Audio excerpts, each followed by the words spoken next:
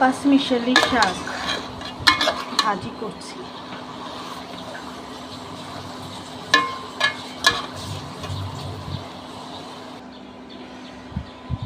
শাকটা এখন বাগার দেব। শুকনো মরিচের ফোড়ন দিয়ে দিলাম, শুকনো মরিচের ফোড়ন।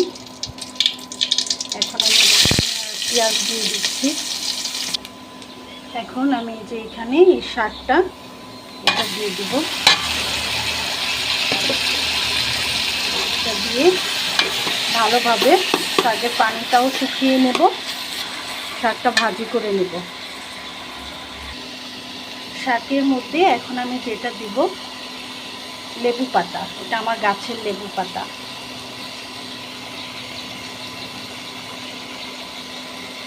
একটু ছিঁড়ে দিয়ে দিলাম যাতে স্মেলটা ভালোভাবে আসে।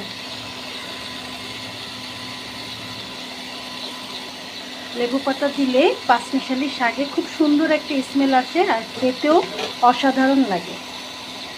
হয়ে গেল আমার শাক ভাজি।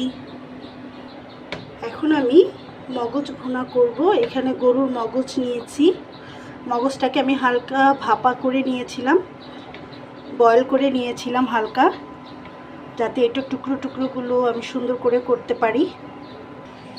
এখানে তেল দিয়ে দিলাম।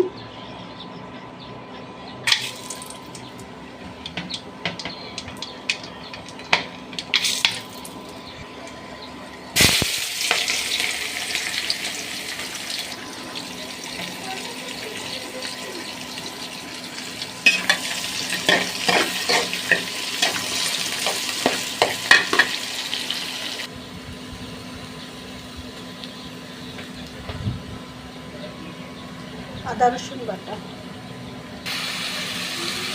হলুদ গুঁড়া, ধনিয়া গুঁড়া, মরিচ ফাঁকি। মশলা কষানো শেষ। এখন আমি মগজটা দিয়ে দেব।